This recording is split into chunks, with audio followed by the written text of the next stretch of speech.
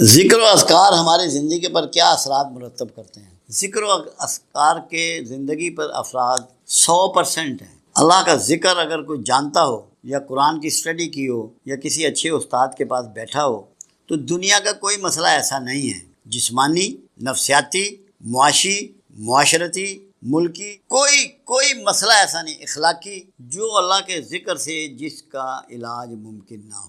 مزاج بدل جاتے ہیں، جو چیزیں ہمیں جیند میں ملتی ہیں، ورثے میں ملتی ہیں، ماں باپ کے جرثوموں سے جو ملتی ہیں، وہ تک اللہ کے ذکر سے ریپیئر ہوتی ہیں اور چینج ہوتی ہیں۔ ٹیمپرامنٹ بنتے ہیں، جین سے ٹیمپرامنٹ چینج ہوتے ہیں۔ میں لوگوں کو سمجھاتا ہوں کہ ہم جب ذکر دیتے ہیں، اس کا مطلب یہ ہوتا ہے کہ جو جینیٹک پرابلم آ رہے ہیں لوگوں میں، ہم اس کا بھی علاج کر رہے ہیں۔ موروثی بیماریاں، ایسی بیماریاں جس کے پاس سائنس کے پاس جن کا بھی علاج نہیں ہے، اللہ کے ذکر سے۔ کیوں؟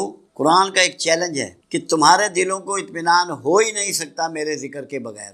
تو دل کے اطمینان کے لیے ضروری ہے کہ پیٹ کا درد بھی ٹھیک ہو، ورنہ دل تو مطمئن نہیں ہوگا۔ کمر میں درد ہے تو وہ بھی ٹھیک ہو، سر میں درد ہے تو وہ بھی ٹھیک ہو، پھوڑے نکل رہے ہیں تو وہ بھی ٹھیک ہو، ورنہ اطمینان کہاں سے ملے گا؟ اس کا مطلب یہ ہے کہ ان ساری چیزوں کا بھی علاج ذکر کرتا ہے، ذکر سے ان سب چیزوں کا بھی علاج ہے۔ پھر قرآن نے ایک بات کہی، یونس علیہ السلام کے بارے میں قرآن نے کہا کہ یونس تا قیامت مچھلی کے پیٹ میں رہتا اگر ذکر کرنے والوں میں نہ ہوتا۔ تو بڑے مسائل سے بھی نکلا جا سکتا ہے اللہ کے ذکر سے، بڑی مصیبتوں سے بھی نبر آزما ہوا جا سکتا ہے اللہ کے ذکر سے، یہ قرآن بتا رہا ہے۔ پھر اللہ کہتا ہے مجھے میرے پیارے ناموں سے یاد کرو، میرا ایسے ذکر کرو جیسے اپنے آباء اجداد کا کرتے ہو، بلکہ اس سے بھی زیادہ۔ یہ آپ کو کیوں کہا گیا؟ پھر اللہ کے رسول صلی اللہ علیہ وسلم نے مختلف ذکر و اذکار آپ کو گائیڈ کیے، سمجھائے۔ ایسے لوگ آئے رسول اللہ کے پاس جو مقروض تھے، تو میرے آقا نے فرمایا یا ذا الجلال والاکرام کثرت سے پڑھا کرو، قرضے ختم ہو گئے۔ تو کوئی ایسا مسئلہ نہیں ہے جس کا علاج اللہ کے ذکر میں نہ ہو۔ ہمارا پرابلم یہ ہے کہ ہم 10 دن پڑھ کے چاہتے ہیں کہ 100 سال پرانا مسئلہ بھی حل ہو جائے، کہ ہلے تھوڑی کم میں نہیں ہوا، 6 دن تو انہوں نے پڑھ دیا۔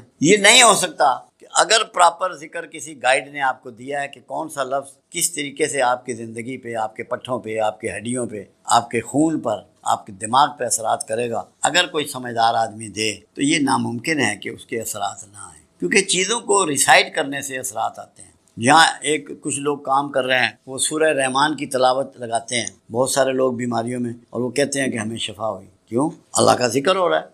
ذکر صرف یہ نہیں ہوتا کہ اللہ اللہ کی جائے، اللہ کی باتیں کریں وہ بھی ذکر ہے، نماز پڑھیں وہ بھی ذکر ہے، قرآن کی تلاوت کریں وہ بھی ذکر ہے، نعمتیں لوگوں میں تقسیم کریں وہ بھی ذکر ہے۔ یہ ہو نہیں سکتا کہ اگر آپ سچے دل سے اللہ کے ذکر پہ گامزن ہو گئے اور آپ کے مسائل باقی رہ جائیں۔ یہ ہماری سوچ کی کمی ہوتی ہے کہ جو ہم ذکر میں کوتاہی کرتے ہیں۔ میں تو اس کو کہتا ہوں کہ ایک پریکٹس کر لو، ایک عادت بنا لو، جو مسئلہ تمہیں درپیش ہے، جو پریشانی درپیش ہے، اللہ کے حضور باتیں کرو، گریا کرو اس سے۔ اللہ کہتا ہے مجھ سے کانا پھوسی کرو، کانا پھوسی ذکر ہے، کرو تو صحیح، شرماؤ مت اللہ سے، اس سے اپنے من کی باتیں کرو، ذکر کرو، تمہارے مسئلے حل ہو جائیں گے۔ ہم کرتے ہیں نہیں، دوڑتے ہیں کہ فلاں پیر صاحب کو چلیے کم ہو جائے گا۔ پیر صاحب نے بھی آپ کو اللہ کا ذکر ہی بتانا ہے، جب اللہ کے رسول صلی اللہ علیہ وسلم ذکر تجویز فرما رہے ہیں۔ 4 چیزیں رسول اللہ کے ہاں طریقہ تھا، جو لوگ آنے والے کے لیے میرے آقا دعا فرماتے، اگر جسمانی عارضہ ہوتا تو دم کرتے، اور پانی میں کبھی پھونک نہیں ماری، آپ اپنا ہاتھ مبارک، دست مبارک پانی میں ڈبو دیتے، کبھی لعاب لگا دیتے، چھڑی سے دم کر دیتے، اللہ کا ذکر تجویز کرتے لازمی، اور اتنا کہ جو انگلیوں پہ کیا جا سکے۔ تسبیح اس وقت استعمال نہیں ہوتی تھی، لمبا ذکر میرے آقا نے کبھی نہیں بتایا تھا، تاکہ لوگوں کو آسان ذکر بتایا جائے۔ اور اگر جسمانی عارضہ ہوتا تو کھانے پینے کی چیزیں ریوائز کرتے۔ ہم انہی 4 طریقوں سے چل رہے ہیں، 5ویں کوئی چیز ہم نہیں کرتے۔ مین چیز اللہ کا ذکر ہے۔ اگر لوگ کر لیں، ہمارے پاس کوئی بندہ ایسا نہیں آیا جس نے دل جمی سے ذکر کیا ہو اور اس کا مسئلہ پینڈنگ رہ گیا ہو، میرے پاس تو نہیں آیا، مجھے نہیں یاد اس 30 سال میں۔ تو ذکر سب سے امپورٹنٹ چیز ہے زندگی میں، اس کو تو چھوڑنا نہیں چاہیے۔ تھوڑا بہت جتنی توفیق ہے، جتنی صحت ہے، جتنا ٹائم ہے، ذکر کو مت چھوڑو۔ آپ جو اچیو کرنا چاہتے ہیں ذکر کو پکڑ لیں، یہ ناممکن ہے کہ اچیو نہ ہو۔ ناممکن کا لفظ استعمال کر۔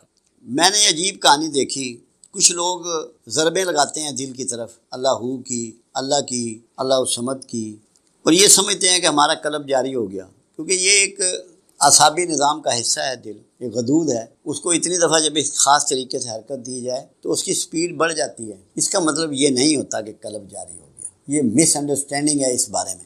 قلب جاری ہونا یہ ہے کہ تیرے قلب میں ہر وقت اللہ کا ڈر اور اس کے رسول کی محبت موجود ہو۔ تو آنکھ اٹھائے، تو کان اٹھائے، تو ناک اٹھائے، تو منہ اٹھائے، تو ہاتھ اٹھائے، تو پیر اٹھائے، تجھے پتہ ہو کہ جو میں کرنے لگا ہوں تجھے یہ دماغ میں بسی ہوئی ہو کہ میرا اللہ اس میں راضی ہے کہ ناراض ہے، رسول اللہ کو یہ بات پسند ہے کہ ناپسند، تجھے اپنی ہر حرکت جو تو نے کرنی ہے، جاگنے سے سونے تک اور سونے سے جاگنے تک، کھانا پینا، لوگوں سے ملنا، نوکری، کاروبار، اس میں تیرے ذہن میں یہ ہو کہ میری جو یہ حرکت ہے یہ اللہ کی نافرمانی میں ہے کہ اللہ کی فرما برداری میں ہے، میری یہ حرکت رسول اللہ کے طریقے کے مطابق ہے یا آپ کے طریقے کے مخالف ہے۔ یہ ہے قلب کا جاری ہونا، زندہ ہونا، اسے ہر لمحے اس میں خیال رہے۔ کیوں؟ اسلام ایک پریکٹس کا نام ہے، ایک رویے کا نام ہے، ایک سسٹم کا نام ہے، ایک ارادے کا نام ہے، ایک ماحول کا نام ہے۔ اگر آپ کو قلب جاری کرنا ہے تو آپ سے کسی انسان کو کوئی ذوف نہ پہنچے، کسی بھی خالق کا یا مخلوق کا حق آپ سے ضائع نہ ہو، تو پھر آپ کا قلب جاری ہے۔ اگر آپ ظلم و ناانصافی کرتے ہیں، جھوٹ بولتے ہیں، بے ایمانی کرتے ہیں، بدحیائی کرتے ہیں، تو پھر آپ کا کوئی قلب جاری نہیں ہے۔ خوف خدا کا آپ کے اندر بس جانا، رسول اللہ صلی اللہ علیہ وسلم کی محبت کا آپ کے دل میں بس جانا۔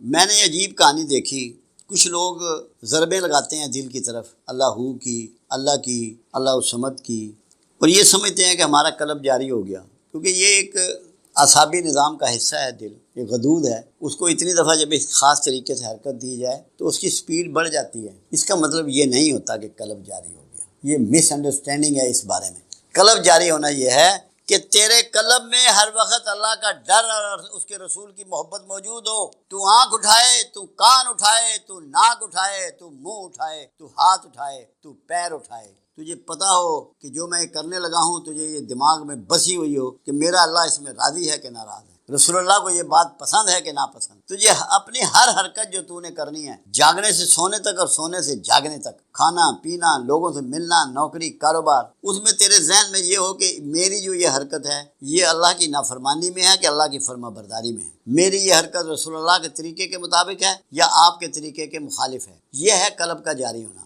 زندہ ہونا، اسے ہر لمحے اس میں خیال رہے۔ کیوں؟